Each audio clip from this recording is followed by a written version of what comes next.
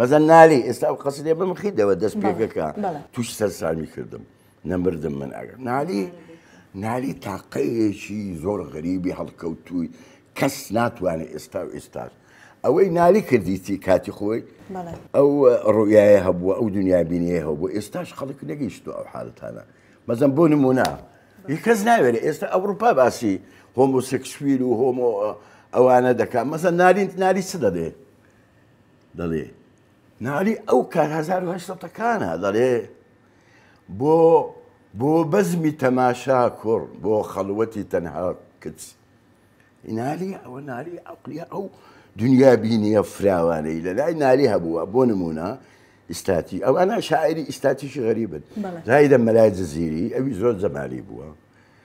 کۆمەڵە شاعرە کلاسیکیەکان زۆرن ئەوانەی کە زۆر باشە مامۆستا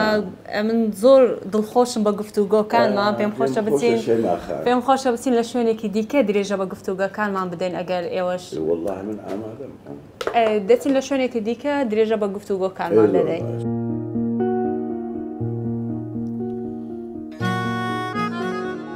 جوانی لە ڕووناکی ڕوخساردا تەمەن ئەمڕۆیە و لە پڕێکە تێکەڵ بە دوێنێ دەبێ ژیان لە شوێنی کراوەدا سەما دەکات لە شوێنی داخراودا مۆمیا دەکرێت مامۆستا لە درێژەی گفتوگۆکانماندا لێرە دەمەوێ کۆمەڵێک پرسیاری تایبەتیت لێ بکەم بە ئەوەش هەبێتن وەنیا حەمە عەلی خانە دەڵێ با هەبێ عەلی ئەوە شان بکات بەڵێ ئەوە ئێستا من ناوێکت دەدەوێت ئەگەر پێت خۆش بوو باسی بکە پێت خۆش نەبوو پێم خۆشە من پێم خۆشە لە بۆمان باس پێ چیرۆکی پشت ئەو ناوە ئەوە ناوەکەی دەدەمە بەڕێستا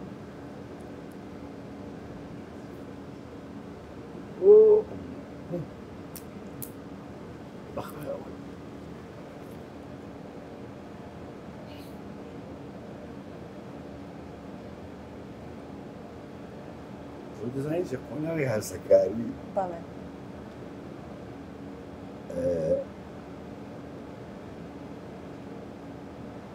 قۆناغەکی فتڕیە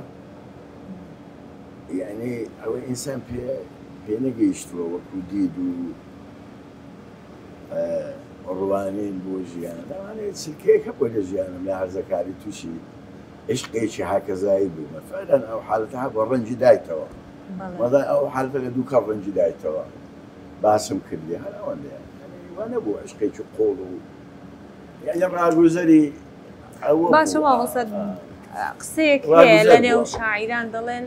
عشقێک یەکەم قەت لەبیر ناکرێت ئەوە زۆر بۆ دەڵێ ناڵام من ڕاستە ئەگەر بە قۆڵی بی ئەگە بە دنیابینیەشی قوڵەوە بێ بەڵام ئەوە بەرکەوتنێکی ئیستاتیشی ڕاگوزەرە جەمالیە دەڕوا هەرزەکاری بۆ خۆ دەزانێت ئینسان لە قۆناغی هەرزەکاری لەوانەیە زۆریش هەڵە بکە زۆری سەریع دەڕوا مەزان بڕیار دەدا بەس وەکو حالەتێکی ئەوسا لەوانەیە لە تێکستێکدا لە چەند ئەوەیەکدا مەزان ڕەنگی دابێتەوە هەبووە ئەوە ڕاستم ناتوانم یانی ناتوانم لەکۆڵ لێ بکەم بەس ئەوە نەبووە بەردەوامی من بڵێن ببێتە جەمالێک ببێتە ئیلهامێکی سەرەکی بۆ شیعرەکانت جەمالێکی باڵا یعنی جوانێکی باڵا بەردەوامی بە شعر بدا ئەوە نەبووە بەس وەکو حالەتەشی ڕاگوزەر ئەوەی هەبووە کاریگەریەکی وەرزی چرکە ساعتی هەبووە لە قۆناغێکدا بەڵام بە گوێرەی زانیاریەکانم ئەو کاتە ئێوە زۆر پێتان خۆش بۆ هەوڵتان داوە بۆ ئەو کەسە بەپێی ئەو زانیاریانەی کە من هەمە ئەوان عائیلەیەکی کەمێک هەژار بوون و ئێوەش تۆزێک دەوڵەمەند بوونە بۆ هۆیە و بووەکەوە باوکی بەڕێستان ڕازی نەبوو بەپێی چاوانەوە عائیلێکی دەوڵەمەند بەڵێ یەک لە عائیلە مەگەن بنە ماڵا بناسراوەکانی هەولێر تقریبن لە ڕووی ئاستی ئەوە ڕاستە من باوکی مەلاک بوو کۆمەڵە خانومان هەبوو لە ئەوەی لە خانەخا لە ڕێکی خانەخا ئێستا بۆ ئەخیرێکم ما فڕۆشتونمە هەر خۆش شەکەنمە ئەوانیش لە بنەماڵێکی دەوڵەمەند بوو نەبوو بەس ئەوەکە یعنی ڕاگوزەرە وانە ئەو بڵێن کە من ئێستا گەیشتومەتە ئەو حالة فكري وحالة استاتيكيكي هو كاريك بوا دا قناغي شي قناغي دياري كلا هو كاريك ومرنجي شي دايته بس وانا بقول قرم بشي حتى اصلا من يعني شيء شعر اقبيه بلى اقب شيء شعر باسكين اقب قرينه لا كان من حزقا بقولي باسي حالتي بكم باسي بانتاي خيالي بكم لقى بانتاي رمزي لقى الريال أولا كان كإسفاري لا وكد وبابلين ودواي خويني وشقولي فرويد كذا شأن حالتي بانتاي خيالية بانتاي خيالي تسيا كدروا بابلين جوزر دكا اشتغل بانتاي خيالي التي اشتغل دوستوا ديداتا بانتاي رمزي كوملقاو زمانه توي زمان حتى او نقصانيه